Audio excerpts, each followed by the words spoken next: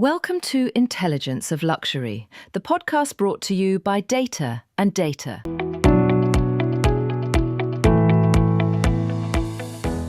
Today, we're jumping into something really fascinating, maybe a bit misunderstood, but it's definitely shaping a huge industry.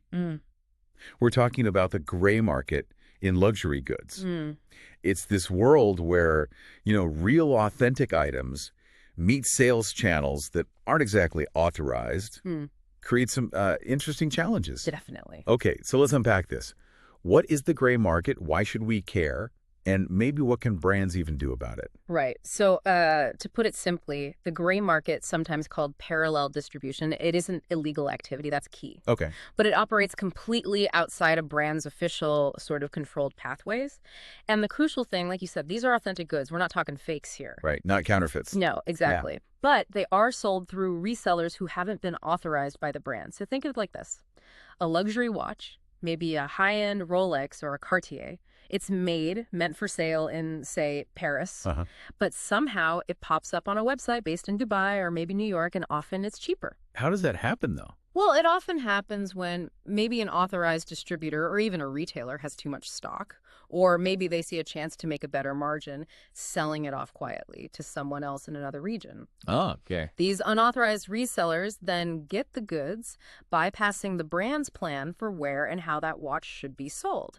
And even though the watch is real, for the brand, that's a big problem. So what's the actual damage? I mean, is it just about the brand image feeling a bit less exclusive, or are there like direct financial hits or maybe even problems for people who buy these things, like with warranties? Yeah, it really hits on all those levels. For the brands, it's definitely an erosion of control. Control over their image, absolutely, but also their pricing power and, ultimately consumer trust. Right. I mean, imagine you see that fancy handbag online for, say, $1,200, but then it's $1,800 in the official boutique. You definitely question the $1,800 price tag. Exactly. You question the value. Brand loyalty can take a hit. The whole pricing strategy starts to look shaky. And those customers who paid the full price, they might feel a bit cheated. Yeah, I can see that. And a lot of this gray market activity really thrives because of, information gaps within the brand's own distribution network. Information gaps, like what sort of info are they missing? We're talking blind spots. Things like maybe they push too much product onto distributors, aggressive sell-in targets, creating a surplus that has to go somewhere. Overstock, exactly. Or big price differences between countries that savvy resellers can exploit. But often it's just a basic lack of real-time visibility. They don't always know precisely where their inventory is flowing once it's left their initial control. Wow. And today, with online marketplaces, independent sellers, even influencers, once an item is out there, it can spread really fast through these unofficial channels. That's kind of mind-boggling, honestly. If even huge brands like Rolex face this, what can anyone really do? Just sell everything directly themselves. How do they fight back? Well, it's a tough one. And what the research suggests is that the best approach starts with quiet intelligence gathering, not just, sending lawyers after everyone. Okay, intelligence. Yeah, brands need to effectively monitor who's selling their stuff, where, and for how much. This means using tech, maybe AI-driven tools, to scan thousands of online listings, map out these reseller networks, even track products back through the supply chain. So like digital detective work.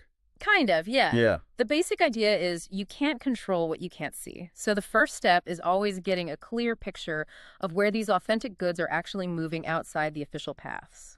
So it's less about a big crackdown and more about really understanding their own system, the leaks, the flows, like getting a better map. Exactly right. It's about being proactive, using that visibility.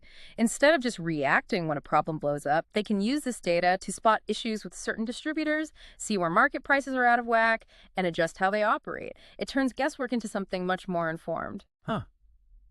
Makes you think, doesn't it? Like the next time you're looking at a luxury item, how does knowing about all this affect how you see its value or how much you trust the price tag? It really highlights that true luxury isn't maybe just the product itself, but that whole controlled experience, the consistency, the exclusivity the brand tries so hard to maintain. That's a great takeaway. Visibility and control are deeply linked in maintaining that luxury promise. Podcast brought to you by Data&Data. Here, we decode the world of luxury, from online sales and secondary market shifts to brand strategies and cultural trends shaping tomorrow. Whether you're a brand leader, industry insider, or simply curious about how luxury evolves, this is where insights meet intelligence. Stay tuned.